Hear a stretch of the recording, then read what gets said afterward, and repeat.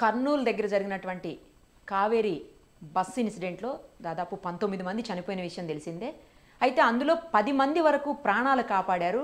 ధర్మవరానికి సంబంధించినటువంటి హరీష్ అనే అతను సాఫ్ట్వేర్ ఇంజనీర్. తను హైదరాబాద్ నుంచి బెంగళూరు వెళుతూ ఉండగా ముందే ఈ బస్సు యాక్సిడెంట్ అవ్వటం, ఫైర్ యాక్సిడెంట్లో చిక్కుకునటం చూసి తన ఫ్రెండ్స్తో వెళ్తున్నటువంటి హరీష్ గారు దిగి ఒక పెద్ద బండరాయిని తీసుకొని అద్దాలు పగలగొట్టి దాదాపు 10 మందిని బయటికి రక్షించారు.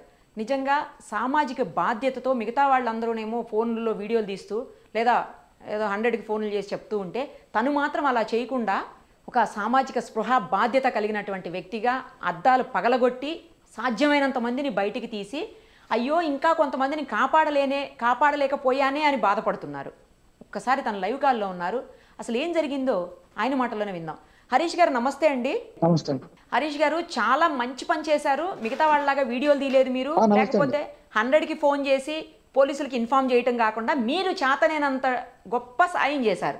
బండరాయితోటి బద్దలగొట్టి అద్దాలు 10 మందిని బయటికి తీయగలిగారు. ఇంకా కాపాడలేకపోయానని మీరు బాధపడితే నాకు చాలా బాగా అనిపించిందండి. నిజంగా మీలాంటి రెస్పాన్సిబిలిటీ ఉన్నటువంటి పర్సన్స్ కనుక నలుగురు ఇద్దరు అక్కడ ఉంటే అసలు ఎవరు చనిపోయేవారు కాదేమో అనిపిస్తోంది. సో యాక్చువల్లీ ఏం జరిగిందంటే హైవేలో నేను వస్తుండగా టోల్ గేట్ దాటిన 10 కిలోమీటర్లకి వర్షం భారీగా పడుతుంటే వెహికల్ టు వెహికల్ గ్యాప్ ఇద్దామని నేను కొంచెం స్లో అయ్యానమాట. రోడ్ అసలు కనబడక. సో నాకు ఎందుకు డౌట్ వచ్చింది, ముందర వెహికల్ ఆగినట్టు అనిపించింది నాకు. ఎందుకంటే డిస్టెన్స్ తగ్గుతూ వస్తుంది నాకు ఆ వెహికల్ కి. ఆల్మోస్ట్ 1 కిలోమీటర్ ఉన్న డిస్టెన్స్ 300 మీటర్లకు వచ్చేసింది. సో బస్సు ఏమైనా ప్రాబ్లం ఉందా అలా ఎందుకంటే నేను బ్రేక్ వేసా, ఫుల్ ఆపేసా. ఎందుకంటే నాకు రోడ్ కనపడలేదు ముందు.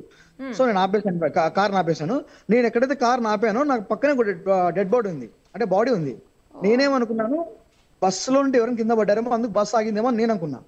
ఓకే. సో అది నాకు ఇన్సిడెంట్ తర్వాత తెలిసింది. ఆ బైక్ లో చనిపోయిన వ్యక్తి ఈయనే అనుకున్నాను నేను. ఈయనే ఎవరు, నా కార్ పక్కన ఉన్నాడు ఆయన. ఓకే. సో ఆయన. సో నేను బస్సులో నుండి స్కిడ్ అయ్యాడేమో, బస్సు డ్రైవర్ చెప్దాము, ఆయన చనిపోయాడు, అప్పటికే చనిపోయినాడు, బ్లీడింగ్ అంతా అయిపోయి బ్లడ్ వచ్చి చనిపోయినాడు. అది చెప్దామని ఇన్ఫార్మ్ చేద్దాం ముందుకు వెళ్తుంటే నాకు ఎందుకు నిప్పు కనిపించింది, అలాగే మంటలు కనిపించాయి బస్సు ముందర. సంథింగ్ ఏదో జరిగింది అని చెప్పి నేను ఇంకా స్పీడ్ తో అనమాట. అంటే వర్షం పడుతుంది, నాకు రోడ్ కూడా సరిగ్గా కనపడట్లా. సో నేను వెళ్తున్నాను, అక్కడ చూస్తే డ్రైవర్ లేరు, బట్ మంటలు వచ్చేస్తున్నాయి. లోపలంతా నాకు విండోస్ గ్లాసెస్ దగ్గర మనుషులు తలుపు కొట్టడానికి పగలడానికి ట్రై చేస్తున్నారు.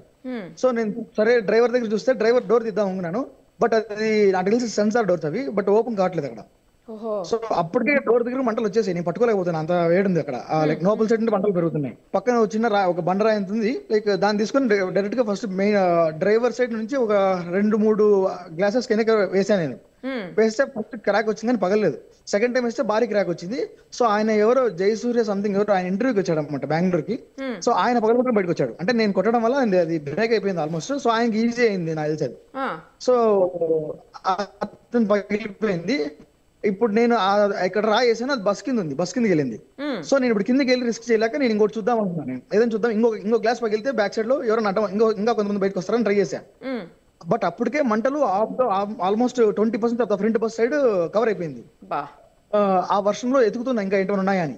బట్ నాకు మీన్ వైల్ ఇది చూసానండి నేను నా కార్ లో. అప్పుడు నాకు థాట్ వచ్చింది, నా కార్ లో జాకీ ఉంటుంది, కార్ లిఫ్ట్ చేయడానికి జాకీ ఉంటుంది. సో అది ఐరన్ మెటల్, సో అది కొంచెం బలంగా ఉంటుంది, త్రో చేసినా వెళ్తుంది హైట్ కి. సో దాంతో పగలబడదామని అంత దూరంకి వచ్చాను నేను. ఈ లోపు నా ఫ్రెండ్స్ ఉన్నారు, నాతో పాటు నా ఫ్రెండ్స్ ఉన్నారు, మణిదీపు, వంశీ, జ్ఞానేంద్ర అని. సో వాళ్ళకి చెప్పాను, ఎవరైతే డెడ్ బాడీ దగ్గర ఉందో వాళ్ళు అక్కడ ఉన్నారు, అక్కడ వద్దు, ఫస్ట్ బస్ దగ్గర రండి, బస్ లో దుంకుతున్నారు కదా. వాళ్ళకి చెప్పాను, మీరు వాళ్ళని క్రాస్ చేసి అటుపక్క తీసుకోండి, ఎవరు ఎంతవరకు దుంకితే అంతమందిని క్రాస్ చేసి అటుపక్క దూరం పెట్టండి, ఎందుకంటే బస్సు పేలే ఛాన్స్ ఉంది కదా. ఇవన్నీ వితిన్ ఫ్రాక్షన్ ఆఫ్ సెకండ్స్ లో వాళ్ళకి ఎక్స్ప్లెయిన్ చేసి పంపించేశాను నేను. సో మీన్ నా జాకీ దగ్గరికి వెళ్దామని లోపే నా కార్ ని ఈ ట్రాఫిక్ కప్పేసింది. ఎవరైతే ట్రాఫిక్ ఆల్రెడీ హైవేలో రన్నింగ్ వెహికల్స్ ఉన్నాయో నా కార్ చుట్టూ వెహికల్స్ అప్పుడే చేరిపోయాయి. ఆ జాకీ తీసుకొచ్చడానికి లేట్ అయింది. మీన్ వైల్ ఆ 10 members 15 members ఏమో దుంకేశారు ఆ గ్యాప్ లో. సడన్ వీళ్ళ ఎవరైతే షిఫ్ట్ అయిపోయారు మా ఫ్రెండ్స్ అందరూ, వాళ్ళని చాలా మంది దుంకుతూనే కాల్ ఫ్రాక్చర్ అయింది, చాలా మందికి బ్లీడింగ్ అవుతుంది, కొంతమందికి గ్లాస్ మిరర్స్ తగులుతుంది. ఎత్తుకొని ఆటోకి వెళ్ళి రోడ్ లో షిఫ్ట్ చేశారు కంప్లీట్ అండి. ఎవరైతే షిఫ్ట్ చేశారో అక్కడంతా with in fraction of seconds లో బస్సు బ్లాస్ట్ అయింది. అంటే ఫ్యూయల్ ట్యాంక్ అంటుకొని సంథింగ్ మేబీ అదొక రీజన్ ఉండొచ్చు, లేదా ఏసీ వల్ల అయినా ఉండొచ్చు, ఏసీ కండిషనర్ వల్ల. సో బస్ అయితే బ్లాస్ట్ అయిపోయింది. ఆ పొరపాటు మేము అప్పుడు అక్కడ ఎవరు లేరు కాబట్టి, మేబీ ఇంకెవరెవరైనా దుంకే వాళ్ళు ఉంటే కొంచెం స్పీడ్ అప్ గా దుంకినా లేదు, అది చెప్పలేని సిచ్యువేషన్. అది ఎక్కడ దుంకలు కూడా తెలియట్లేదు, వర్షంలో చీకట్లో ఏం కనబడట్లేదు అక్కడ. లైటింగ్ కూడా ఒక ఫైర్ లైట్ తప్ప, ఆ అగ్గి నుండి వచ్చే లైట్ తప్ప అక్కడ లైట్స్ ఏం లేవు. సో నా కార్ కూడా నా కార్కి యాక్చువల్ వైట్ లైట్స్ ఉన్నాయి. సో అది లెంత్ అంత రావట్లేదు వర్షంలో. సో అక్కడ లైటింగ్ లేదు, ఎక్కడ దుంకుతున్నా అర్థం కావట్లేదు, నేను ఎక్కడ ఉన్నాను నాకు అర్థం కావట్లేదు రోడ్ లో. సో నేను మాక్సిమం ట్రై చేశానండి, కానీ బస్సు నాకంటే చాలా హైట్ లో ఉంది, పగలగొట్టడానికి కూడా ఏం లేవు దగ్గరలో. ఎంత ట్రై చేసినా కుదరట్లేదు. సో నేను మాక్సిమం ట్రై చేశాను, ఒకటే పగిలింది, బట్ చాలా హార్డ్ ఉన్నాయి గ్లాసెస్ అన్ని.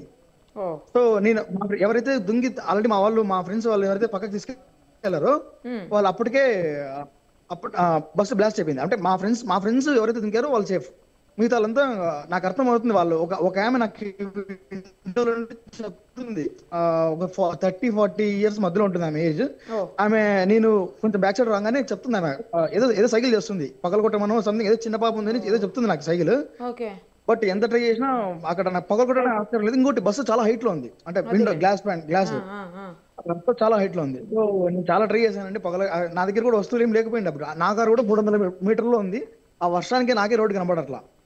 సో వెళ్దామంటే, సో మేబీ కొంచెం వర్షం తగ్గినా, ప్రకృతి కొంచెం సహకరించిందా ఇంకొక 10 మందిని కాపాడేవాన్నేమో.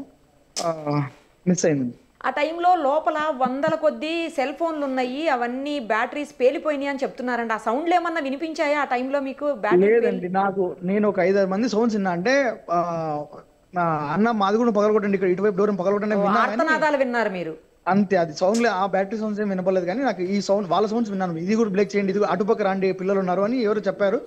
అటుపక్కకి వచ్చే లోపే ఇటుపక్క ఫ్రంట్ అంతా బ్లాస్ట్, టైర్ పగిలిపోయిందండి, ఫ్రంట్ టైర్ పగిలిపోయింది. నేను ఉండగానే టైర్ పగిలిపోయింది. నేను కొంచెం దగ్గరికి వెళ్తున్నాను, టైర్ పగిలింది. నేను చూస్తుండగానే టైర్ పగిలింది. సో నేను ఫ్రంట్ నుంచి సెకండ్ థర్డ్ విండో పగలగొట్టాను. దాని తర్వాత ఇంకా అది కుదరట్లేదండి అసలు, అంటే మంటలు నా మీద కూడా వచ్చేస్తున్నాయి. సో ఎంత ట్రై చేసినా కావట్లేదు. సరే బ్యాక్ సైడ్ విండో పగలకూడదాము అని చెప్తే ఆల్రెడీ సగం బ్రేక్ లో ఉంది, ఆ హీట్ కి తట్టుకోలేకేమో. బట్ అది చాలా హైట్ లో ఉంది, మోర్ దాన్ లైక్ ఒక 5 feet హైట్ లో ఉంది. సో అసలు పోవట్లేదు అసలు.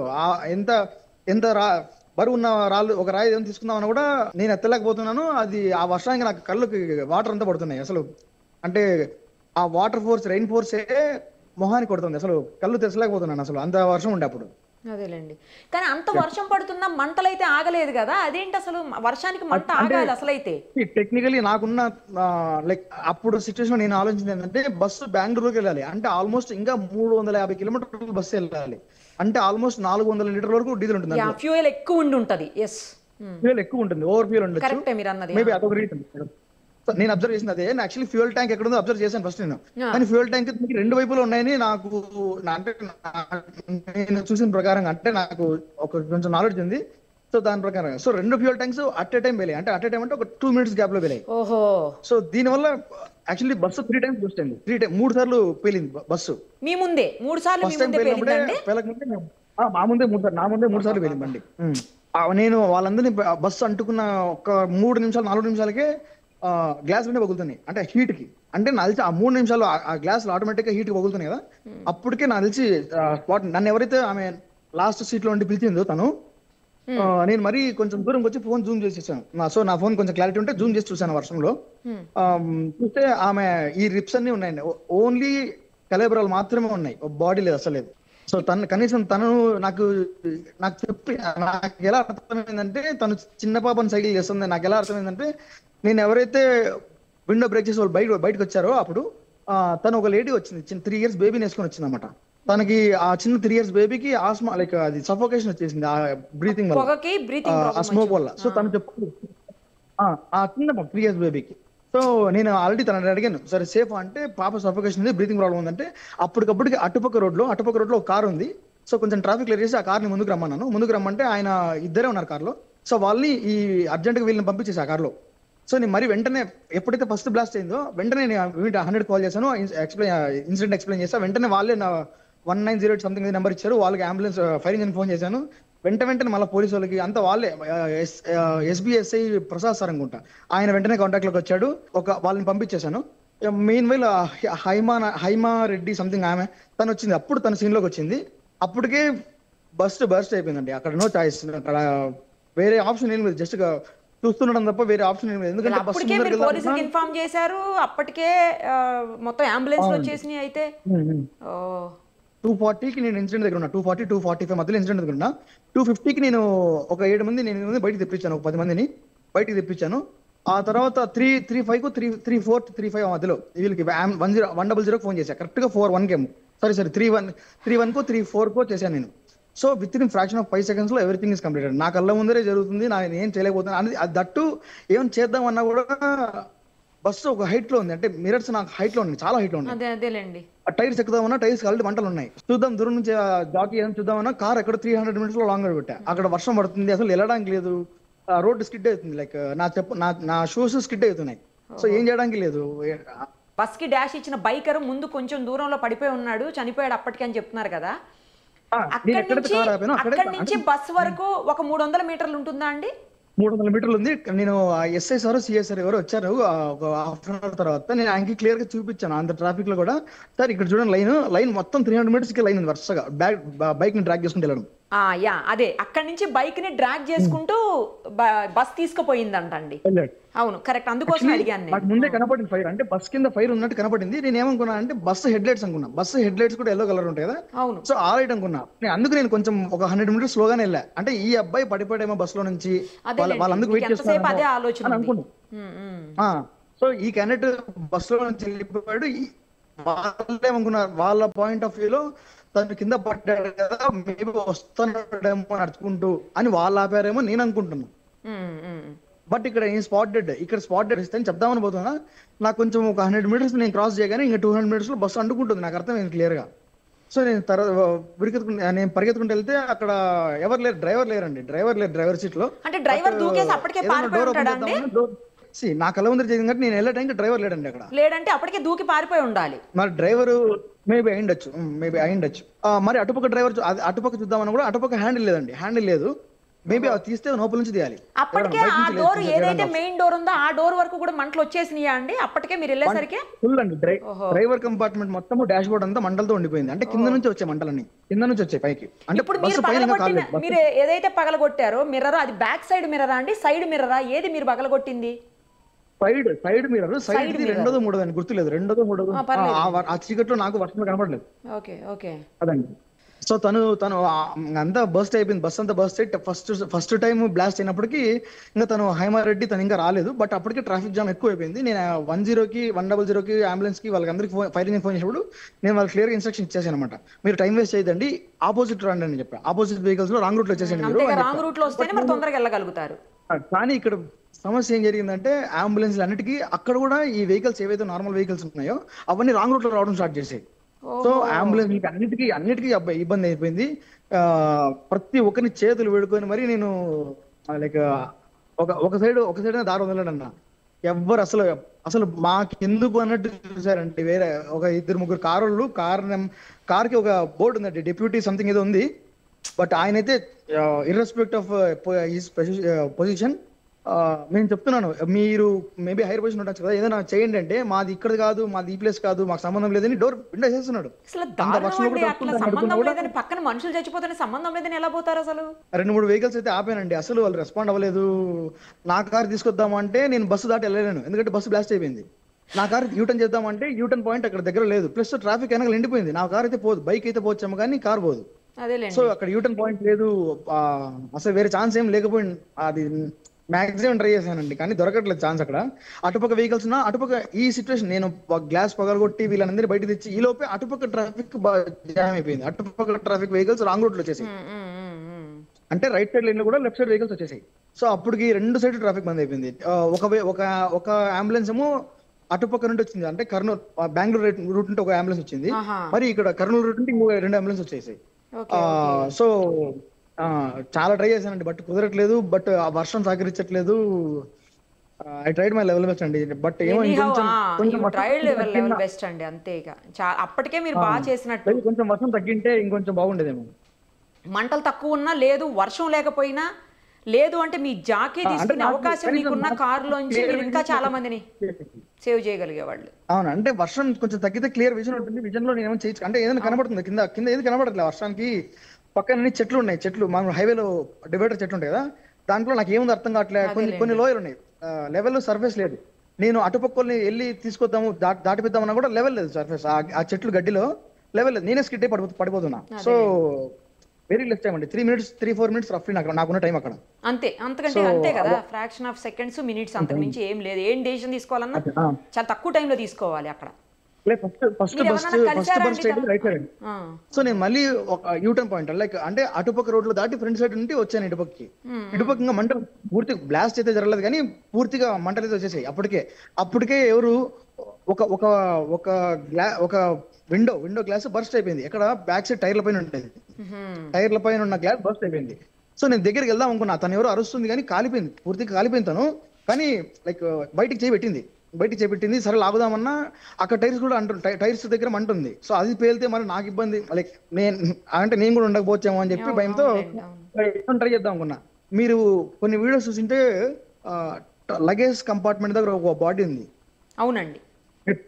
ఆ బాడీ యాక్చువల్లీ అదే తను ఏదైతే సీట్ లో ఉందో, లోవర్ బెర్త్ లో ఉందో, అది వుడెన్ ఫ్లోర్ అంతా కాలి తను కిందికి పడిపోయిందండి యాక్చువల్లీ. ఓహో, ఓకే. బట్ అప్పటికే ఏమని చేద్దాం అన్నా కూడా ఇటుపక్క లోయింది, హైవేకి సైడ్ కి లోయింది. అదేలేండి. ఈ వర్షానికి స్కిడ్ అయిపోతున్నాను నేను. అక్కడ అడుగు పెడుతున్నా కూడా నేనే కిందికి వెళ్ళిపోతాను. ఓకే. సో ఛాన్స్ దొరకట్లేదు. అటుపక్క వెళ్దామంటే బ్యాటరీస్ అటుపక్క ఉన్నాయి కదా, బస్ అక్కడ అవుతుంది. సరే ఎందుకని మా ఫ్రెండ్స్ లైక్ మా ఫ్రెండ్స్ సైకిల్ చేస్తున్నారు, వచ్చి కనీసం వీళ్ళని చూద్దాము, వీళ్ళని అంబులెన్స్ వెళ్దామని. బట్ ఎక్కడ అంటే కనీసం నాతో పాటు ఇంకొక 5 మంది నా దగ్గర ఉన్న పక్కన ఉన్న ఇంకొక 4-5 మెంబర్స్ ఉన్నా, ఇంకొక ఇటు సైడ్ గ్లాస్ బ్రేక్ చేసి ఇంకొకటి ఏదైనా చేసిన కనీసం ఇంకొక 5 మందినైనా తెప్పించే వాళ్ళం కిందికి అనే ఫీలింగ్ అయితే ఇప్పటికీ ఉందండి నా కళ్ళ ముందు. అవును, మీ కళ్ళ ముందు జరిగింది కదండి, ఆ బాధ కనబడుతుంది, మీ మొహంలోనే తెలుస్తుంది, మీ మాటల్లో అర్థమవుతుంది అది. మీరు బయటకు వచ్చిన వాళ్ళ తర్వాత ఏమన్నా కలిసారా అండి? ఇంకా ఆ అవకాశం లేకుండా? అదే ఒక లేడీ చెప్పా కదా, ఒక ఫ్యామిలీ, ఇద్దరు wife and husband, maybe wife and husband అనుకుంటున్నా. సో వాళ్ళ కిడ్స్ ఇద్దరు ఉన్నారు. సో చిన్న పాపను ఎవరైతే ఎక్కించారో ఆమె చెప్తుంది నాకు, మా పిల్లలు ఇంకా నోపులు ఉన్నారు, ఏమైనా ట్రై చేయగలరా అని. కానీ సరే నేను పిల్లలు తెస్తానండి, మా వాళ్ళు చూసుకుంటారు, మా ఫ్రెండ్స్ ఉన్నారు, అటువైపుకి వెళ్ళి పంపించాను. ఇమీడియట్ 5 మెంబర్స్ దాంట్లో పంపించారు రిక్వెస్ట్ చేసి. ఆ కారు కూడా ట్రాఫిక్ అడ్డం ఉందండి. వాళ్ళని అడిగి నాకు గొంతు పోతుంది అసలు, ఎవరు వినట్లు నా మాట. నీకెందుకు అనే టైప్ లో ఉంది నాకు ఆన్సర్, రెస్పాన్స్ అంతా. దారుణం, అసలు చాలా చాలా దారుణం. కొంచెం వర్షం తక్కువ మేబీ నాకు కొంచెం వర్షం తక్కువ ఉండి కనీసం లైటింగ్ ఏమైనా ఉంటే కనీసం అక్కడ ఒక బలమైన వస్తువు ఏదైనా ఉంటే కనీసం ఇంకొక గ్లాస్ అన్నా బ్రేక్ చేసేవానేమో. బ్యాక్ సైడ్ అర్థం ఆల్రెడీ కొంచెం బ్రేక్ అయింది, ఎవరైనా వస్తారని చూసాను. బట్ అక్కడ కూడా ఇంజన్ ఉంది బ్యాక్ సైడ్. సో అక్కడ ఏమైనా పేలుతుందో నీ దగ్గరికి వెళ్ళా, ఎందుకంటే బ్యాక్ సైడ్ ఇంజన్ ఉందండి. సో అక్కడ ఏమైనా బర్స్ట్ అయితే మళ్ళీ నాకు రిస్క్ కదా అని నేను ట్రై చేస్తున్నా. బట్ ఏదైనా దొరికితే కొడదాం అనుకున్నా. కానీ నేనేమనుకున్నా అంటే అక్కడ కూడా ప్యాసింజర్స్ ఉన్నారు కదా, ఒకవేళ నేను ఏమైనా చేస్తే లైక్ అది నేను ఆలోచించి అక్కడికేమైనా దెబ్బలు తగులుతాయా, మళ్ళీ వాళ్ళు ఏమైనా బ్లీడ్ అయ్యి అక్కడ పడిపోతారా, అదొకటి ఆలోచించాను నేను. అంటే నేను ఏమైనా గట్టిగా ఏదైనా కొడితే రాయితో, ఆల్రెడీ కొంచెం బ్రేక్ లో ఉంది క్లాస్. సో అక్కడేమో వాళ్ళకేమో తగిలి కింద పడిపోతే అక్కడే చనిపోతారు కదా అని చెప్పి నేను ఇంకా అదొక్కటి కొంచెం ఒక 10 seconds లేట్ చేశాను. అంటే ఆలోచించాను, ఆ ఆలోచనలో ఇంకొంచెం స్పీడ్ అప్ ఉంటే బాగుంటుండేమో. బట్ అదే అండి, నాకు కొంచెం వర్షం తగ్గినా, కొంచెం కనీసం లైటింగ్ ఉన్నా కూడా యాక్చువల్లీ వెహికల్స్ అప్పటికే వచ్చేసాయి. ఆ లైటింగ్ కూడా వర్షానికి పడట్లా, బస్ మీద పడట్లా, ఓన్లీ మంటలు కనబడుతున్నాయి కానీ బస్ లైటింగ్స్ కనబడట్లా. అదేలేండి. ఎనీహౌ చాలా మంచి పని చేశారండి. మీకు చేతనైన సాయం చేసి కనీసం 10 మందినో అంతకు మించినో కాపాడగలిగారు. అట్లీస్ట్ మిగతా వాళ్ళు అది కూడా చేయలేకపోయారు కదా, చూస్తూ వెళ్ళిపోయిన వాళ్ళు ఉన్నారు, మీరే చెప్తున్నారు కళ్ళ ముందు వెళ్ళిపోతున్నారు అని చెప్పి. కనీసం మానవత్వం లేకుండా, బట్ మీరు ఏం ఆలోచించకుండా, మీ గురించి కూడా ఆలోచించకుండా పరిగెట్టుకుంటూ వెళ్ళి మీరు చేతనైన సాయం చేశారు. రియల్లీ గ్రేట్ అండి, మీకు హ్యాట్స్ ఆఫ్. థ్యాంక్ యూ అండి. జరిగింది సంఘటన మొత్తం మాకు కళ్ళకు కట్టినట్టు చెప్పారు. థ్యాంక్ యూ అండి, థ్యాంక్ యూ సో మచ్. మీకు ఆల్ ది వెరీ బెస్ట్ అండి. జాబ్ ఏదో మీరు ఇంటర్వ్యూ కోసం వెళ్ళానన్నారు కదా, ఆల్ ది వెరీ బెస్ట్ అండి. మీకు మంచి జాబ్ రావాలి, మీరు కోరుకున్న జాబ్ అని నేను కూడా కోరుకుంటున్నానండి. Thank you so much.